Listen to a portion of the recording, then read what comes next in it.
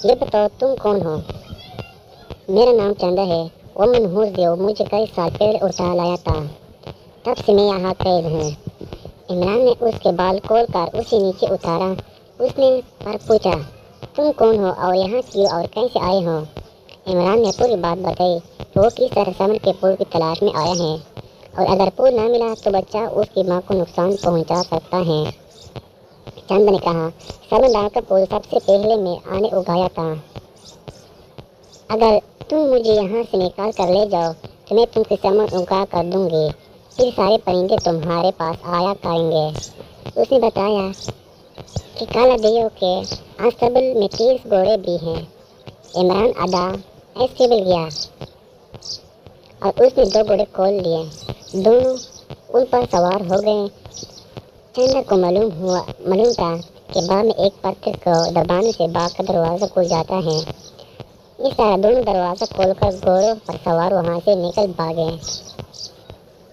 घोड़े भगाते भगाते दोनों इमरान के शहर पहुँच गए। इमरान की माँ दोनों को देखकर खुशी से बोली, ना समाए। दोनों को गले लगाया, खाना खिलाया, फिर पूछा, ये बताओ जो पुल तुम लेने गए थे वो मिला भी या नहीं? इमरान ने पूछा, अम्मी जब मैं गया था मैंने आपको कुछ नहीं बताया था। फिर आपको कैसे पता चला कि मैं पुल लेने गया था?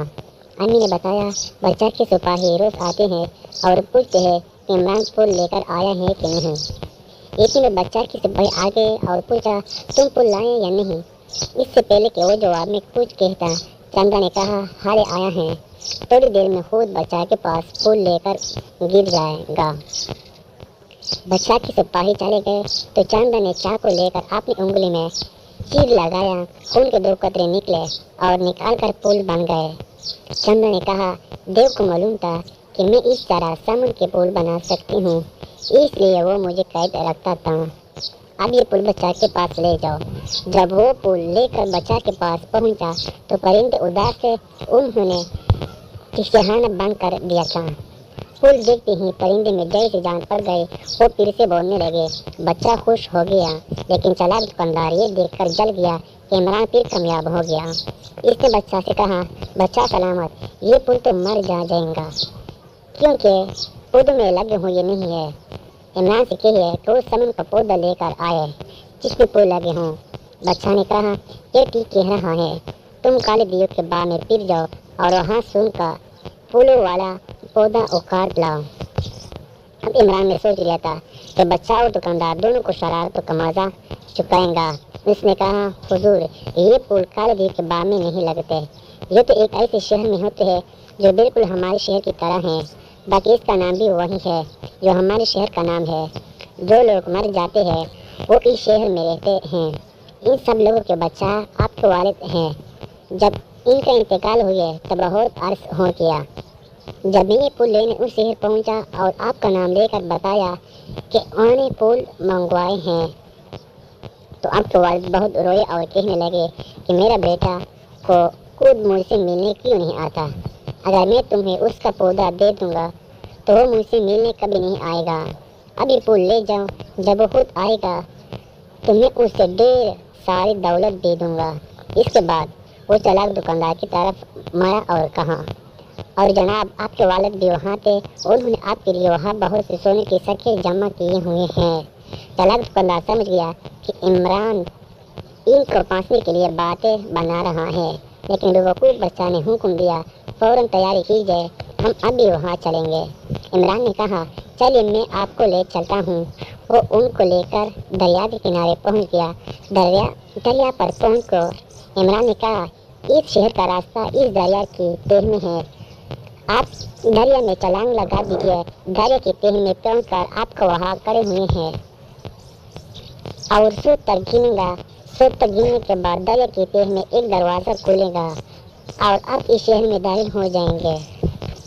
बेवकूफ़ बच्चा दरिया में छलांग लगाने को तैयार हो गया, लेकिन चालाक दुकानदार ने कहा, ठहरिए, ये झूठ बोल रहा है। अगर ये सच है तो पहले ये खुद छलांग लगाए और दरिया की तह में पहुँचकर इस शहर में जाए और यहाँ से सोमन के फूल लेकर आए, तब हम मानेंगे और छलांग लगाएंगे। हाँ, बात तो आपकी सही है, लेकिन जब मैं थका हुआ हूँ, अगर आप इजाज़त दें तो कल तक आराम कर लूँ। कल शाम को मैं आपको समन ला कर दूंगा। इमरान ने कहा। वो दोनों मान गए।